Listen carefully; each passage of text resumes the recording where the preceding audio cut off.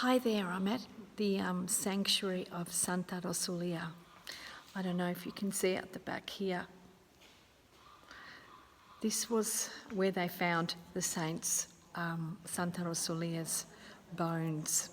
I think it was early 1600s where they found her bones. She died at about 1100 and something.